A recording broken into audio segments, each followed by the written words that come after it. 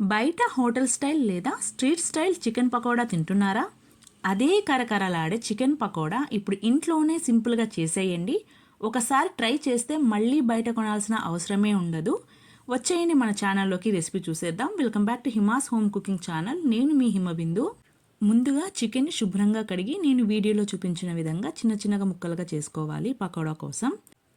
తర్వాత ఇందులో ఉప్పు వేసుకోవాలి. నేను ఉప్పు 2 స్పూన్స్ వేసుకుంటున్నాను, టీ స్పూన్స్. తర్వాత 2 స్పూన్ల కారం వేసుకోవాలి. తర్వాత నేను ఇందులో 1 spoon Kashmiri red chilli powder వేస్తున్నాను కలర్ కోసం. నేను వేరే ఎక్స్ట్రా కలర్స్ యాడ్ చేయట్లేదు. తర్వాత పసుపు వేసుకోవాలి 1 స్పూను. తర్వాత గరం మసాలా వేసుకోవాలి. తర్వాత ఇంట్లోనే తయారు చేసుకున్న అల్లం వెల్లి పేస్ట్ వేసుకుంటున్నాను. నేను ఇందులో కొత్తిమీర వేసాను కాబట్టి గ్రీన్ కలర్లో ఉంటుందండి.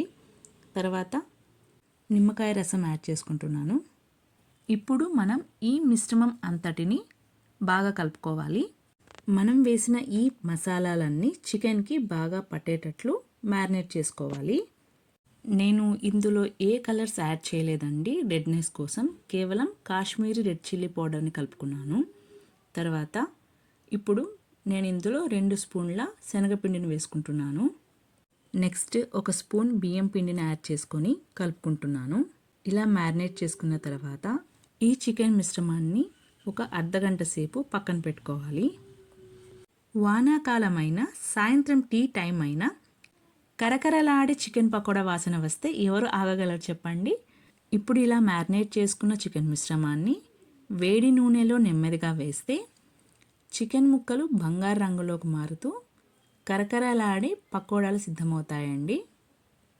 ఈరోజు నేను మీతో పంచుకుంటున్న ఈ చికెన్ పకోడా కేవలం ఒక రెసిపీ కాదండోయ్, నా చిన్ననాటికి ఒక జ్ఞాపకం. నేను చిన్నప్పుడు అమ్మమ్మ వాళ్ళ ఇంటికి వెళ్ళేటప్పుడు దారిలో రోడ్ సైడ్ బండి పైన ఫస్ట్ టైం నేను తిన్నానండి ఈ చికెన్ పకోడా.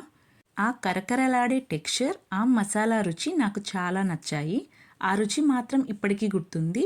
కానీ పెద్దయ్యాక ఆరోగ్యం గురించి తెలుసుకుంటూ వచ్చాక బయట ఉపయోగించే నూనె పదార్థాల నాణ్యత గురించి ఆలోచించడం మొదలుపెట్టాను. అప్పుడు నాకు ఒక విషయం అనిపించింది. మనకు నచ్చిన రుచిని ఇంట్లోనే మంచి నాణ్యమైన పదార్థాలతో ఎందుకు చేయకూడదు అని. అలా ఈ చికెన్ పకోడాను నేను ఎన్నిసార్లు ట్రై చేసి నాకు నచ్చిన పర్ఫెక్ట్ రుచిని తీసుకొచ్చాను. నిజం చెప్పాలంటే బయట తిన్న ఆ జ్ఞాపకాన్ని గుర్తు చేస్తూనే ఇంట్లో చేసిన ఈ చికెన్ పకోడా ఇంకా తాజాగా ఇంకా రుచిగా అనిపిస్తుంది. రుచి కూడా కావాలి, ఆరోగ్యం కూడా కావాలి అనుకునే వారికి ఈ హోమ్ మేడ్ చికెన్ పకోడా తప్పకుండా నచ్చుతుంది అండి. ఇప్పుడు మన వీడియోలోకి వస్తే, ఇప్పుడు చూడండి, మనం ఇలా వేసుకున్న చికెన్ని వేగనివ్వాలి.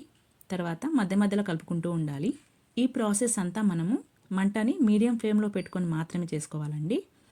అప్పుడు బంగారు రంగులో మెరిసే పకోడా, కాండిన పకోడా, ఒక్క ముక్క నోట్లో వేసుకుంటే మరొకటి తినకుండా ఉండలేని పకోడా రెడీ అవుతుంది.